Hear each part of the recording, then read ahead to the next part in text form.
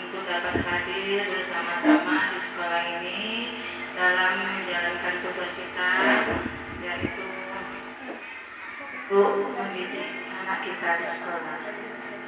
Lawat piring salam marilah kita hadiahkan buat junjungan besar Nabi Muhammad SAW dengan ucapan Allahumma shalli ala sayyidina Muhammad wa ala ali sayyidina Muhammad. Semoga kita senantiasa mendapat semangat, ya amin ya rabbil alamin. Dan saya hormati Bapak Sutaryono, yaitu nantinya memberikan sedikit arahan kita tentang IKM ini, dan Bapak Ibu guru yang sempat hadir dalam kesempatan ini. Di sini saya mengucapkan ribuan terima kasih atas kehadiran Bapak Sutar untuk nantinya dapat memberikan arahan tentang sedikit masalah IKM ini. Semoga apa yang Bapak sampaikan buat kita nanti dapat kita laksanakan dalam kegiatan ngajar kita di sekolah. Ini sebelum Bapak melanjutkan, baiklah acaranya untuk hari ini akan saya buka dengan membacakan bismillah. Acara untuk pengenalan IKM ini saya buka.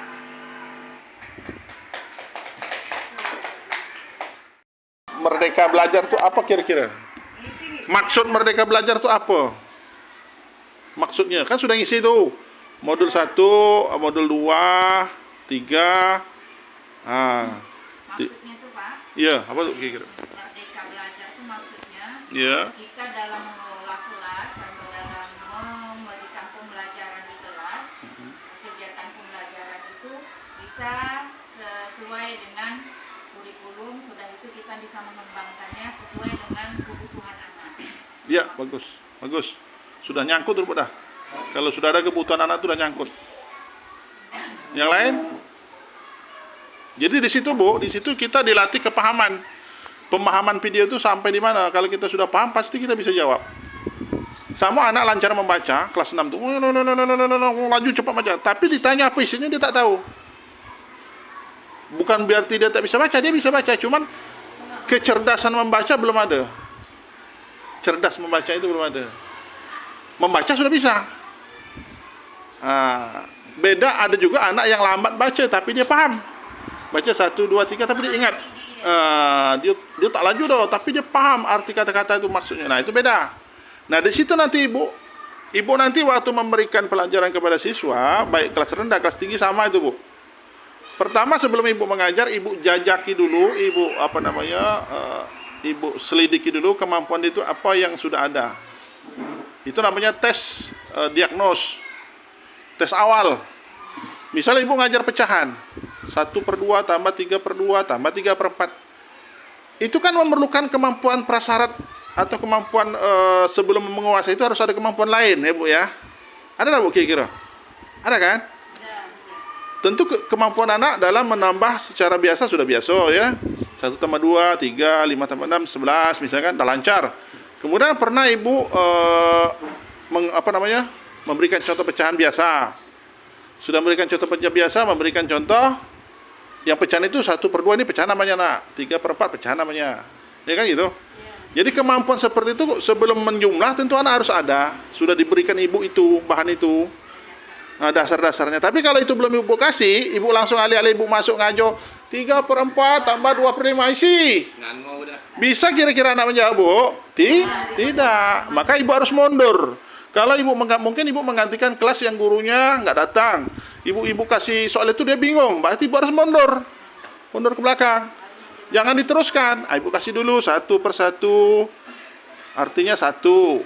1/2 setengah artinya. Terus Ibu kasih kemampuan yang dasarnya dulu. Berarti sama kalau dalam kegiatan olahraga pemanasan. Nah, pemanasan boleh.